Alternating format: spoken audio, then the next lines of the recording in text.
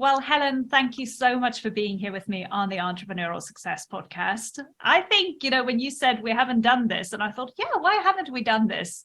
You and I have known each other for such a long time already, and I've never thought about asking you to come onto the podcast. So I'm really happy that we're finally getting to do this.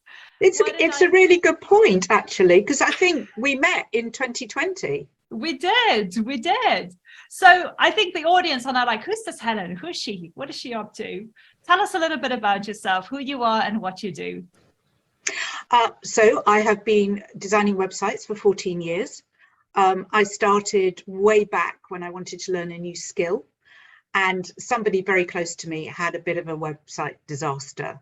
And I said, how hard can it be to build a website? And they said, I don't know, why don't you find out? So I did, and took myself off to college to begin the process. And since then, I've been steadily building a client base and roster over that period of time. That is incredible. And one of the things that I found when you and I first met that was really interesting about your business is you said that your business solely survive on referrals, that you don't really do any marketing per se, you just get a lot of referrals. And then you and I had a conversation as well where you said that you're still one of the, can I say, the kind of generation that have actually gone and studied coding, where people don't do that anymore these days. Well, they don't. And actually, I resisted, Henriette. I have to say that when I thought you could do it all through a design interface and drag and drop.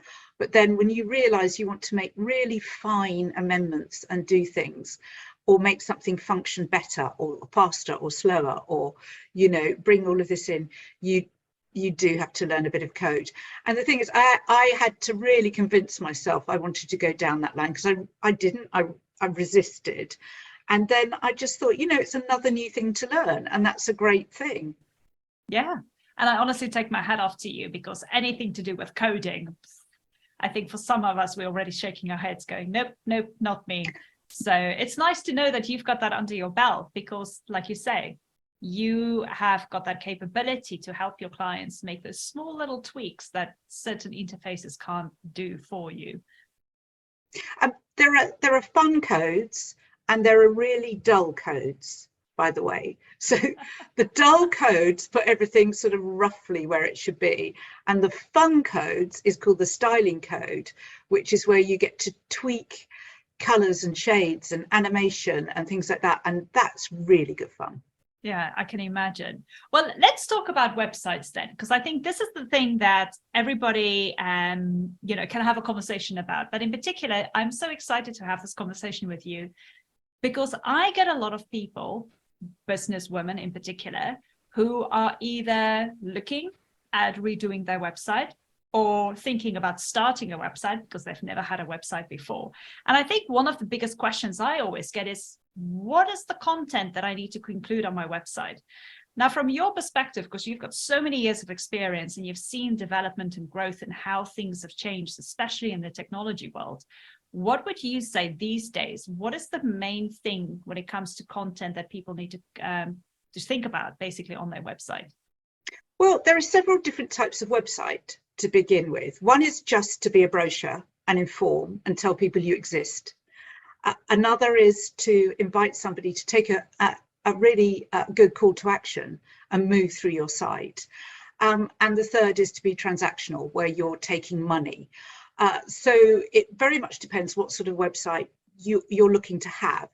Some people start with one point and end up with a different website. So they might this year start with a brochure website and then get more active on it in a couple of years' time. It's important to ensure, if you want to grow your website with your business, that your web designer knows that. So very basically, for a standard small website, you need at least 3 pages. And that is because there is a fashion for doing one long page, and that's fine, you can still do that, but make sure you've got a couple of others, because Google likes internal links. So it doesn't just want you linking with things outside of your site, which is great, by the way. It wants you to link within your own site. So make sure you've got 3 pages. What does that person who visits your site want to read? They want to read who you are, what you're offering, and how to get in touch with you. bare minimum.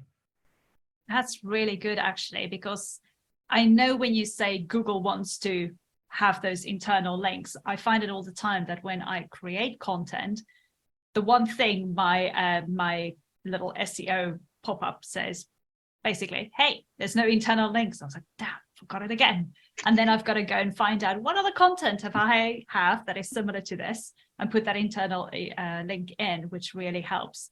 But I do agree with you. I think, if you start with a bare minimum, 3 pages is enough. I find that a lot of other people then go to the extreme, and then they have so many pages. Actually, it just feels overwhelming going through that kind of website and trying to find the things that you really need. What about blogging? I think blogging is also the other part that people feel that they've got to concentrate on. But from your point of view, why do you feel blogging is so important, and why do you need to have it on your website? Well, you're a really good case. On your website, you've got a good blog, and you're a really good case about sharing your knowledge. And you're very specific about the work that you do as a business coach. You really make that very, very obvious. And you're showcasing your expertise in all different areas. And that's the main thing to remember, is the point of blogging is raising your profile as an expert. It also keeps your website really current. And that's another thing Google loves. I know we all have to say what Google loves and doesn't like, but we are ruled rather by their 80% share of the browsing market and search ranking market. So it's really important that you answer questions that your clients are asking through your blogs. It's a very good way of thinking about the content that you can put on there. You can also put on there how to do things. If you're specifically creating, I'm a web designer, I might tell my clients how to do a specific technical thing. Probably very boring, but it shows them that A, I know what I'm talking about, and B, how they can actually do something for themselves. And people search for how to do things, and people ask questions on websites. So it's really important that you're answering those questions and then you get noticed. I think people get very confused with blogging about what they should blog about. And they have barriers to blogging, which are how to write, what to write about, and in fact, on my website, I've got starting to write a blog. When I first wrote a blog, I was challenged, and I'm basically countering all those barriers to starting a blog. But just think of what the client wants to know. You know what questions your clients ask you. When you first pick up the phone and you talk to them, or you're on Zoom, you know those first questions they ask you. And they're repeated questions, and they could be very much about your product, or is it eco-friendly, does it do you can explain all of that in a blog. You can explain it in your services as well, but having those blogs a really, really good way to keep that content. It also means you're constantly updating your site, and that is going to get you really noticed. So people say, oh, that's so much work. I don't know how to do that. But of course, if you just think of 12 subjects, that's 1 a month for your first year. And the second year, you don't have to think of 12 new subjects necessarily. You can think of, oh, I'm an interior designer. I did a whole thing on Christmas trends. I'm now going to repurpose that blog and turn it back into a new post for this year. Take the same blog post, redate it, and make it new and current. And I think it's so valuable as well, because a lot of people get hooked on this kind of thing, like creating new content all the time. And I do agree that repurposing your old blogs really can help the new content that you're putting out there, because also, number one, Google sees it as new content. And let's face it, not everybody is going to remember content that you've posted last year. So if you kind of revamp it, make it up to date with the current situation or the current trend, whatever it is that you're blogging about, people will see it as new content and they will read it with a different context. So I do agree with you. Blogging is definitely one of the things that you need to have on your website. And I can talk for myself. I can honestly say, everybody listening, if you don't know it already, I'm not a big fan of blogging, okay? It's one of the hardest things for me. I cannot sit and write content. It is hard for me as well to do. But what I do love is I love talking. And Ellen is shaking her head because she knows. I know where you're going, Henriette. I know, but this is another little trick that I want to share with you. So what I do is I actually just go and use Google Recording or whatever it's called. But on Google, you can go and record yourself. And as you're recording whatever it is that you're talking, it literally transcribes your words. And then I can take those words and I can go put it in a blog. Obviously, you're going to have to read through it and tweak it a little bit, correct a couple of tenses and things. But that's it. That's how easy it can be to create content. So it is not just about sitting, looking at a blank screen, thinking, what the heck do I have to type? And I think we all get those amazing ideas, don't we, when we're on a train or, walking along the river in the morning or something like that. And we go, oh, I've got a great blogging idea. Drop it in your notes there and then. You've got your phone with you, put the title in there and then go, I'm going to flesh that out later. I do exactly what you do. I virtually type it as I talk it and then later on tidy the whole thing up. Yeah. And it makes it so much easier for me. That's my style. For other people, they will do it in a more formal way. But I think you have to go for what your style is and what makes you write smoothly or makes you just put your words together well. And talking is a great way. Yeah. I know. And it is so much fun actually at the end of the day as well, because what you're actually getting through is a lot more of your voice within your blog content.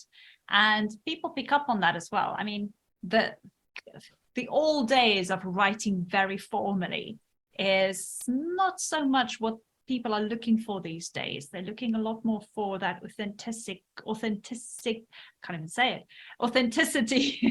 and that flow when you create content. And if you kind of write it in a way that you almost speak, a lot more people will connect with that. This is my experience. Obviously, other people have got their own opinions about it, but that's what I've kind of experienced with my audience when I write content the way I speak. There's a lot better flow to it and people respond to it and engage with it as well. I think it's very true. I mean, there's lots of different aspects of writing a blog. One of them is the idea, or, what is it I should be blogging? The other is, what is your marketing voice? Yeah. And it should attach to how you present yourself in all different spheres. So if you're a chatty person, Henriette, which you probably are, then you're going to talk through your marketing voice as you talk to your clients on an everyday basis. I mean, there's no point in there being two Henriettes, is there? There should only be one Henriette and one personality and one marketing voice. You can have things written by other people. There are loads of people who will blog, but and a skilled writer, if you say to them, I need that more chatty, I need it more businessy, whichever, they'll be able to have that discipline of, going up a tone, coming down a tone. They will know how to do that, but you need to be directional when you do that. Exactly. I think that you can also use other sources for getting blog ideas, which are quite important. And, look at your competitors or other people in your sector, but don't copy them. Don't copy them on so many fronts. It's illegal, it's plagiarism, but also Google will know if words are copied. They can see that there's two sets of those words. So never do that, but get a flavour of what is going on within your sector. Get a flavour of what's going on in the news. There's also, you can do reactionary blogs. If there's something pertaining to your sector in the news, you can say, I read this today and I was shocked by it. I loved it. I reacted to it in a really warm way. You can use those. You can also go to this amazing website called askthepublic.com. I love that place. I love that website. It's extraordinary. So I think every day you can do sort of 2 or 3 free searches, and you put your sector in, and it'll tell you what people are asking within that sector across the internet. And you can see, and that'll give you a question you can easily answer without having to have a sort of amazing new idea yourself. It's done for you. I know, I love it. The first time I heard about it, I went and tried it out, and it was just a huge game changer. And now even for my clients, I was like, have you heard of answerthepublic.com? And they go, what? And it's like, oh, you don't know about this? And then I have to show them, because it is definitely, you know, if you're stuck for ideas, that is the number one kind of resource that I would share at this moment in time, because it is so invaluable. So I agree with you. Brilliant resource, and I'm sure everybody's making notes now like crazy for it. There's a great book. It's quite the style is an American writer, and he's basically talking about selling swimming pools. So it's very specific to what he's writing, but he's using that as examples. And the book's called They Ask, You Answer. And it is that principle about, what are they asking? You answer it, and it creates content for you. And it means that, you know, people are warmed up to what you're selling before you even talk to them, because you're directly helping them move one step closer to what they need to know before they buy or get in touch or, you know, sign up to your mailing list. Yeah, absolutely. And I think this also comes a little bit hand in hand with something you mentioned earlier on, with keeping the content fresh, but also keeping it consistent on your website and up to date. I think that's also one of the kind of stumbling blocks for most business owners, you know, keeping the content fresh, keeping it up to date. Do you have a couple of tips that you can share with us as to how to do that, apart from obviously repurposing, which is one you mentioned earlier? Do you have any additional tips that you can share with people as to what they can do? I think the tip I would give you when it comes to blogging as a whole is, once you've got an idea for your business, whether that idea be for a social media post or for even, and Henriette and I, so forgive me if I talk in network speak, but Henriette and I are members of the same business network, which is how we met. And we all do our 1 minute every month at our meetings. So you can use what you're using in your 1 minute escalator pitch, you know, telling your audience what you're doing. You can use that for your blog. You can use a talk that you've given. If you give talks around your network or give talks to groups of people, that can be your blog, or your blog can become your talk.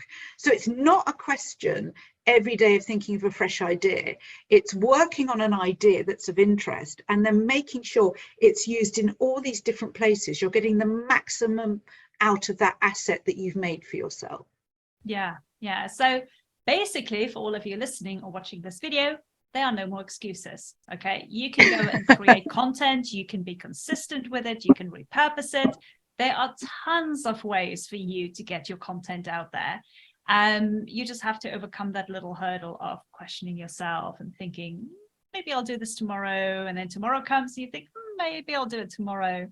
Yes, we're our own biggest, worst nightmares when it comes to content creation, and that's a fact. But Helen, there's something else that I want to ask you. And I think this is one of the biggest kind of news headlines going on these days, which is that things are changing in Google, and in particular on Google Analytics, because they're now moving to what they call GA4. Can you tell us a little bit about the upcoming changes and how this will affect us, if any? Good ways or bad ways? Yeah, it's Google is trying to take its reporting to a different level. And it's mainly for people who are driving a lot of reporting per page and per click through their analytics. So they've decided to make this big change, and they're basically moving people from what's called a universal tag to a G4 tag. So the thing to remember is, if you have had your Google Analytics before October 2020, then you probably need to look at your tag and check to see if it's universal analytics or a G4 tag. The difference is the prefix. Universal analytics is prefixed UA and G tag is prefixed G. If you don't know what I'm talking about, your web designer will. So the deadline you have to have in your mind is July 2023. And in July 2023, the only reports you'll be able to see are the G4 tag reports. So all your other reports will disappear off Google Analytics. If you need to save that data, you need to do it soon. and you can go in and you can download it all as PDFs. It's a long job because you're obviously not going to download the whole lot in one go, but only if it's important data for you to keep. I mean, you've got to ask yourself, is that the right time I need to allot to that project? And you don't do it in June 2023, because if you do need help, all web designers and people who handle websites will be rather busy when everybody has a last minute panic. I know. And the first time I saw about the change, I immediately went in to my Google Analytics, and they had all these little pop-ups showing you what's going to happen. And I think one of the most helpful things is that there's like, here's how to do it. Follow our step-by-step. So Google Analytics literally take you step-by-step through how to do it. And I think I think it was a Saturday or a Sunday that I literally just opened up my laptop and I thought, I'm just going to spend today just read through all of this and just try and figure it out. And I did. And I think about a couple of hours later, I had my G4 tag all updated. I was moved over, a couple of more tweaks that I need to do, but at least I've done it. So I feel a little bit more calmer now. I know there's going to be not a big rush. The only thing I do need to do is I need to go and back up my data to make sure that that's all available thereafter. But it is a simple process. It is not too difficult. And if you do find it difficult, for those of you listening, go talk to your website developer, or even Helen. Go and talk to Helen if you need some help. I'm actually going to try and find a couple of VAs who will do those backup data for people, because when people come to me, it's highly likely I'll do the tag change and do the checking on the reporting, but I'm probably not going to do the backing up data. But I'm going to find a couple of VAs who understand that process and understand what needs to be done. So if people are stuck and they need somebody to work on it, then I'm going to try and find some people to do that. But I've also written a blog post on my website about the change in Google Analytics. It won't be your most interesting blog post read, but you know, it's a how-to, so there you go. Well, if you need to know how to do it, I would highly recommend that, you know, everybody go and look at that that blog post, because I read it and it was so helpful.